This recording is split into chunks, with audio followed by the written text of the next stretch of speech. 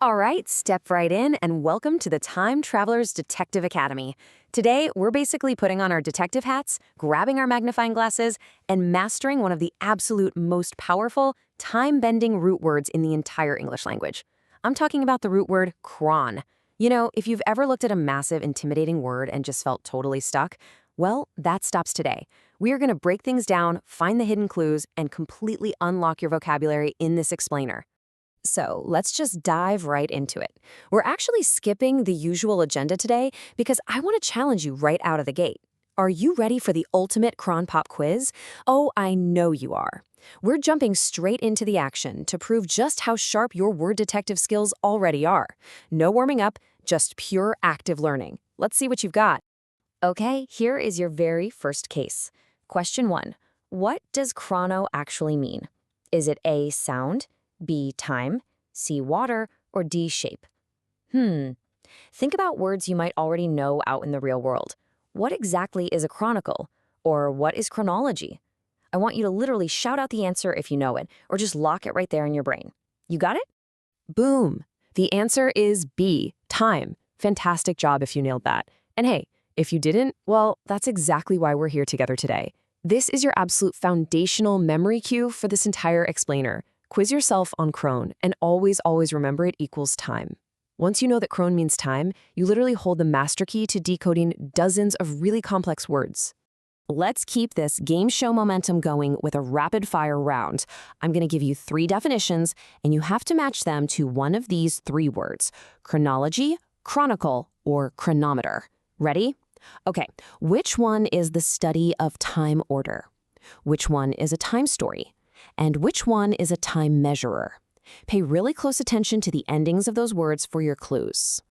Let's reveal those answers. Chronology is the study of time order. A chronicle is a story of time, like a historical record or even a fantasy book series. And a chronometer is a time measurer. It's basically a very fancy word for a highly accurate clock or watch. Do you see how brilliantly this all comes together? Every single one of these words vividly connects right back to time, and it's all thanks to that CHRON root. Now we are officially transitioning from basic quiz takers to advanced word detectives. And to do that, we need to focus on the tail ends of the words. Welcome to this suffix lightning round.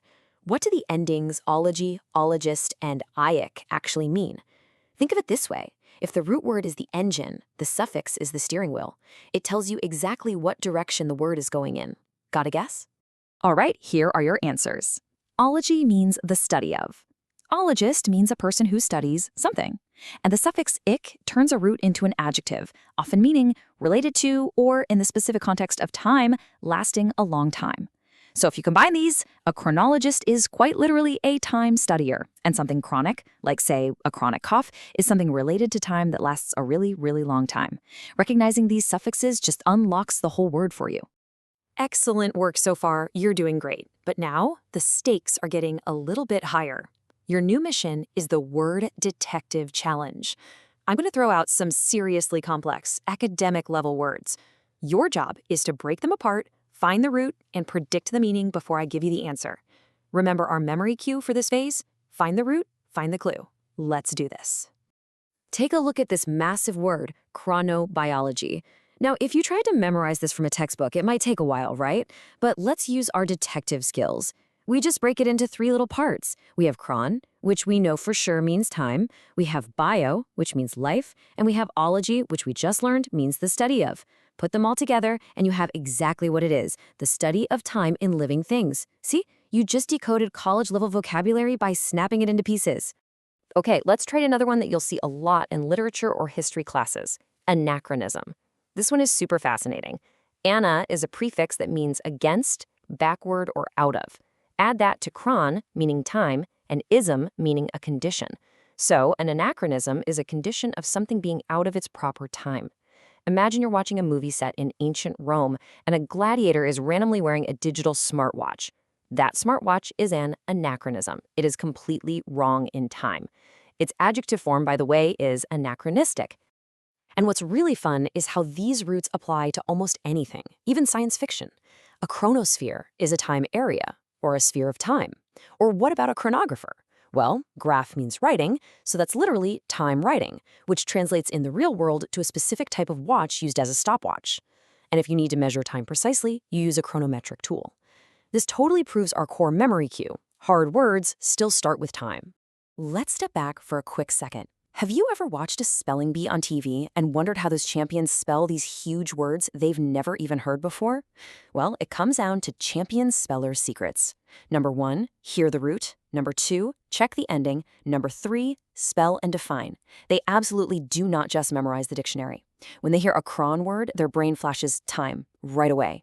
This is exactly how you build an invincible vocabulary. Just remember, roots first, spelling second. Think of these suffixes as your own personal decoder ring. I want to be your mentor here and show you how to use it.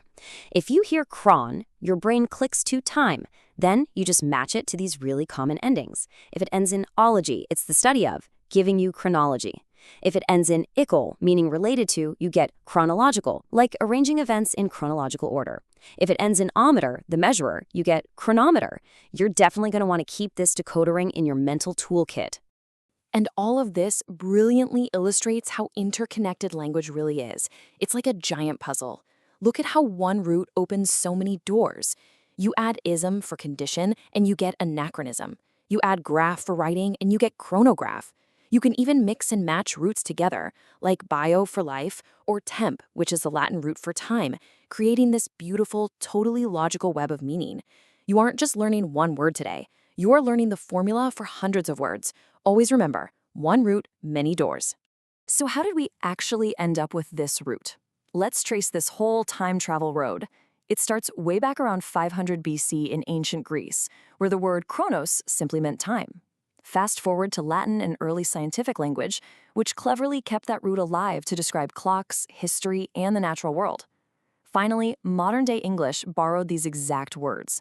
Chron literally traveled through language across thousands of years just to end up with us today. Pretty wild, right? So the absolute crucial point is this. That incredible historical journey is exactly why CHRON words sound so academic today. When you casually drop words like chronological or anachronism into a conversation, you're quite literally echoing the scientists and philosophers of the past. But, as you've seen throughout this explainer, they aren't just fancy words to show off with. They are incredibly useful tools for school, for science, and for everyday learning. They give you serious precision in how you speak and think about time.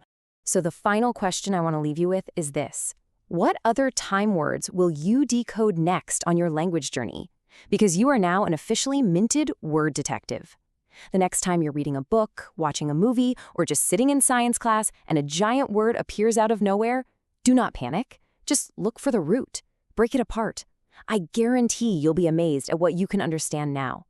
Keep hunting for those roots, and I'll see you in the next explainer.